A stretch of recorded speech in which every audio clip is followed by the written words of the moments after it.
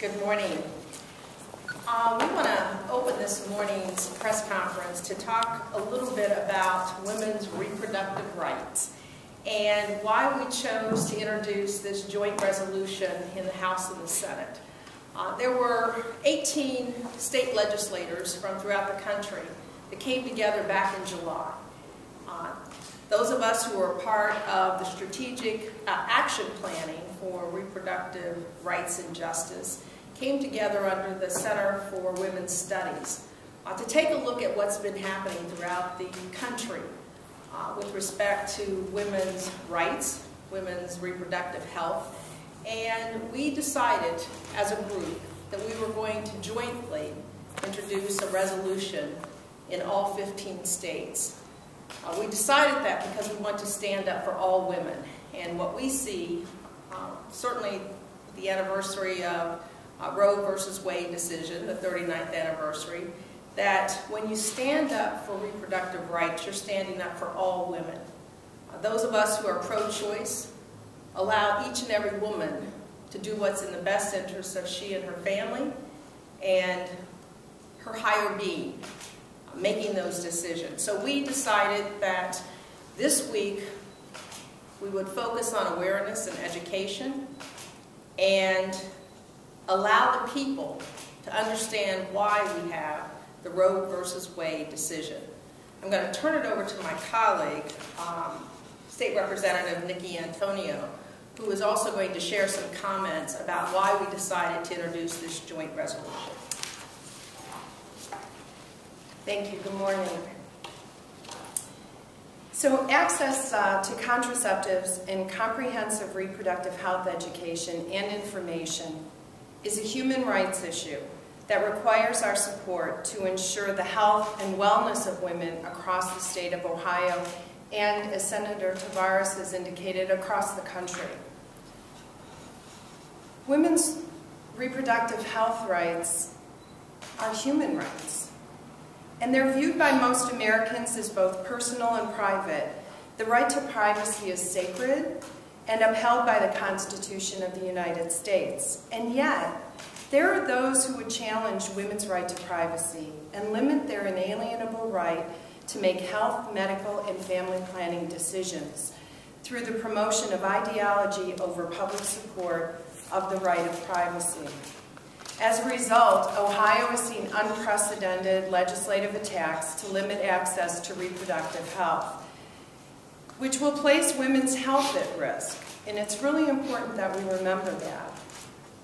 The fact is, when contraceptive services and supplies are available, nearly 2 million unintended pregnancies are prevented and have been prevented in the United States. Ultimately, isn't that what all of us want? Regardless of political affiliation or ideology, we must also want to promote the reproductive health and well-being of all Ohio women. This resolution states that contraception enables women to better prevent unintended pregnancies, plan for pregnancies when they do want to have a child.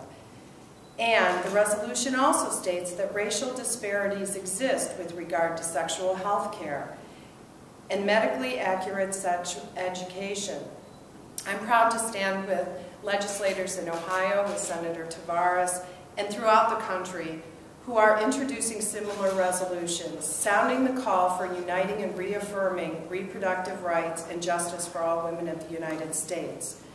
We should focus on improving education in our communities and expanding rather than restricting contraception and family planning services through constructive efforts.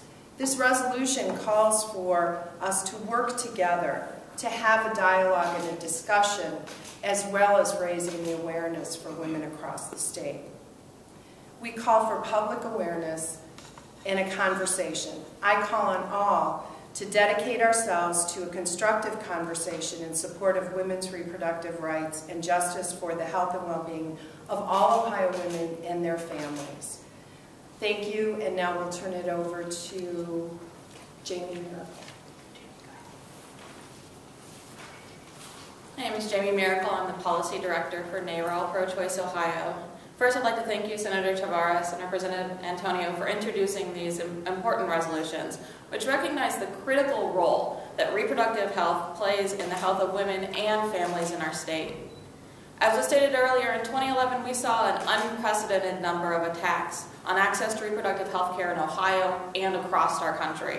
This legislature held 37 separate hearings on 9 bills introduced to limit access to reproductive health services, and 4 of these bills were passed and signed into law, compared to just 3 bills in the previous 8 years. As stated in this resolution, access to family planning services and prenatal care are vital for the health of our state. Women with limited access to prenatal care are at a higher risk of many different complications in pregnancy, and women who face an unintended pregnancy are at a much greater risk of not getting the prenatal care they need.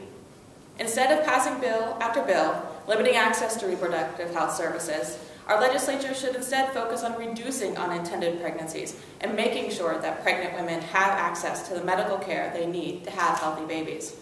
If this legislature really cared about reducing the number of abortions in our state, they would pass the Ohio Prevention First Act, Senate Bill 190 and House Bill 281, which has been sitting in the Ohio House and Senate for more than 6 months without even one hearing.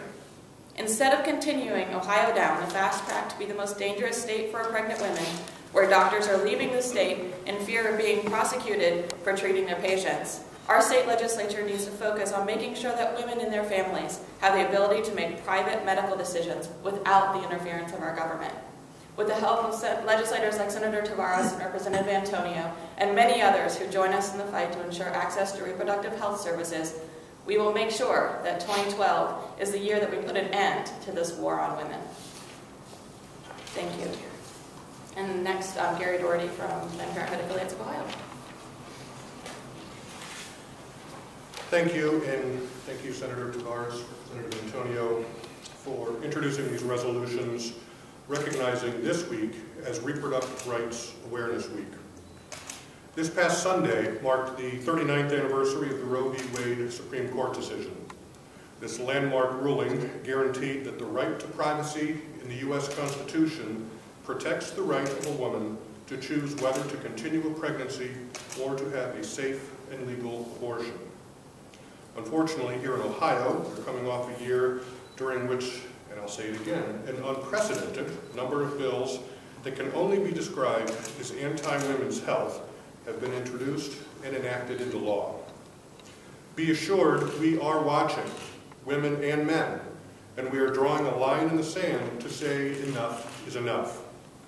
The truth is, no matter what they call themselves or where they align politically, a majority of Americans respect the decision each woman must make about her own pregnancy and oppose efforts to overturn Roe.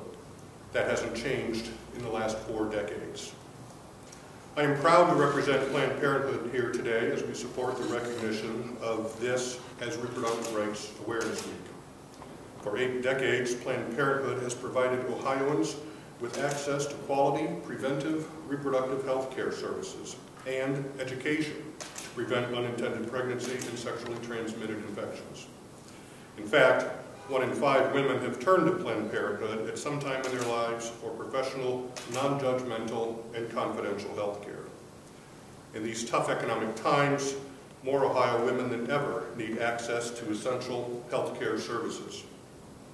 Planned Parenthood is proud to stand with Senator Tavares and Representative Antonio and others here today to support Reproductive Rights Awareness Week and the public awareness, conversation, and support for reproductive rights and justice that it will encourage.